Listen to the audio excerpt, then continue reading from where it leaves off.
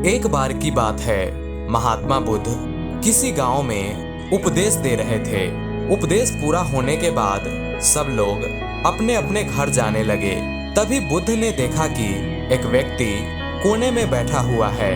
बुद्ध उसके पास गए और कहा कि क्या हुआ, आप दुखी क्यों हो?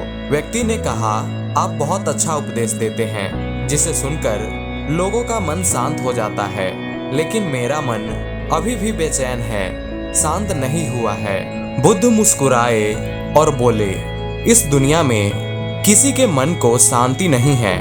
कुछ लोग सोचते हैं कि उन्हें शांति मिल गई है। वह भूल जाते हैं कि जो शांति आज उन्हें मिली है कल उनसे छीन ली जाएगी और फिर वो अशांत हो जाएंगे।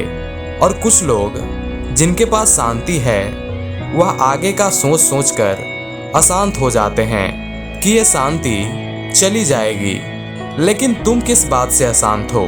व्यक्ति ने कहा कि हे बुद्ध, मुझे एक गंभीर रोग है। वेद ने कहा है कि मेरे पास केवल 7 महीने हैं, जिसमें से 3 महीने खत्म हो चुके हैं। मेरे बाद मेरे माता पिता, पत्नी और बच्चों का क्या होगा?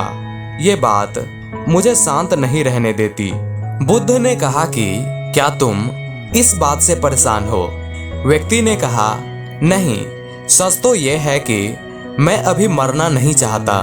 मेरे अंदर मौत का डर बैठ गया है। बुद्ध ने कहा, मरना तो एक न एक दिन सबको ही है, ये बात सभी जानते हैं। मृत्यु को तो कोई नहीं चाहता। लोगों को तो ये भी नहीं पता कि उनकी मृत्यु कब होगी।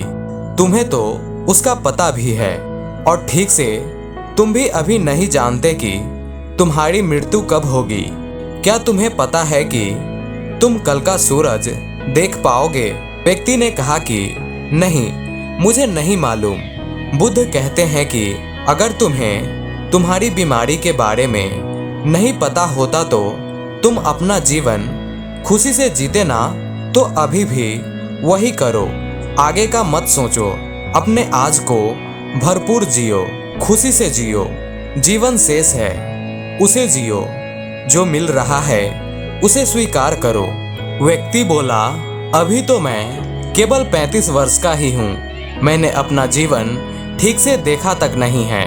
मैं अभी मृत्यु को कैसे प्राप्त हो सकता हूँ? बुद्ध ने कहा, क्या तुम्हें याद है कि तुमने ये 35 वर्ष कैसे निकाले? ये समय कब बीत गया? नहीं ना, तुम्हें कुछ खास पल ही याद होंगे। एक एक दिन तुम्हें भी मालूम नहीं होगा कि तुमने इसे कैसे जिया, क्योंकि तुमने अपना जीवन होशपूर्वक कभी जिया ही नहीं। अगर तुमने अपना जीवन होश में जिया होता तो ये 35 वर्ष तुम्हारे लिए 35,000 वर्ष के बराबर होता और प्रत्येक दिन तुम खुशी से जीते। लेकिन तुमने अपना सारा समय नष्ट कर दिया और अब मृत्यु के समय भाग रहे हो। जीवन और मृत्यु दोनों ही उपहार है। व्यक्ति ने कहा, मैं आपकी बात समझ नहीं पा रहा। जीवन उपहार है, ये समझ आता है, लेकिन मृत्यु भी उपहार है, ये कैसे हो सकता है? जब वह व्यक्ति और बुद्ध बातें कर रहे थे, तभी व्यक्ति के पिता वहां आ पहुंचे और उनकी बातें सुनने लगे। बुद्ध ने कहा, वास्तव में मृत्यु एक जागरण है, लेकिन कभी भी जीवन के बारे में विचार नहीं किया। लेकिन मृत्यु की आहट से तुम जीवन के बारे में विचार करने लगे। मृत्यु का यही सच है, ये जीवन को जागरण की तरफ ले जाती है। अगर मृत्यु ना होती तो व्यक्ति जीवन जीने तक अंधेरे में ही रहता और कभी भी रोशनी की तरफ नहीं बढ़ता। बुद्ध ने पूछा, क्या तुम्हें जन्म से पहले का कोई ज्ञान है?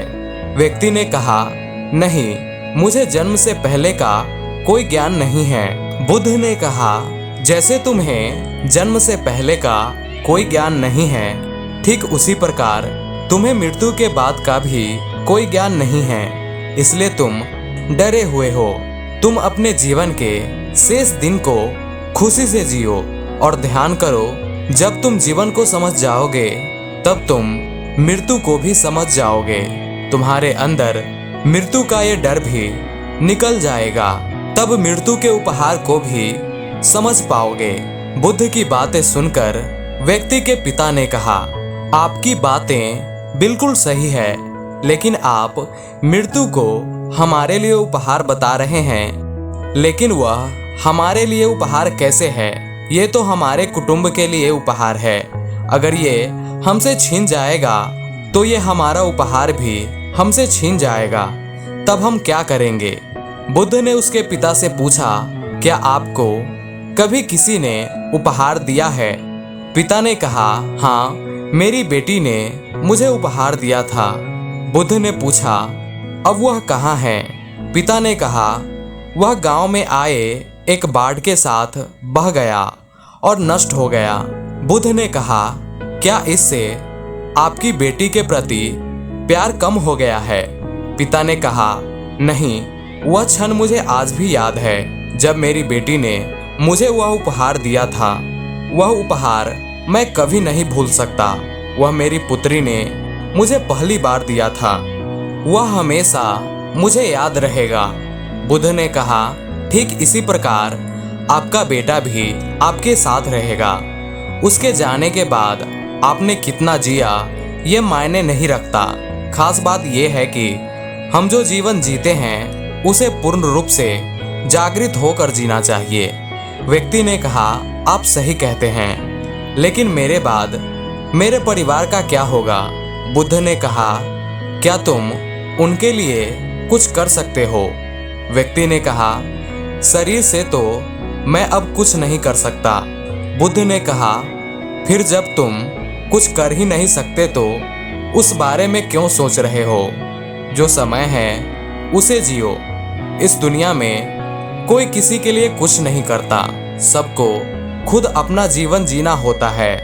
हमें बस ऐसा भ्रम होता है कि हम कुछ उनके लिए कर रहे हैं, लेकिन हम कुछ भी उनके लिए नहीं करते, खुद के लिए करते हैं। अगर आज आप अपने परिवार के लिए जमीन जायदाद इकट्ठा कर रहे हो तो ये तुम उनके लिए नहीं, अपने लिए कर रहे हो।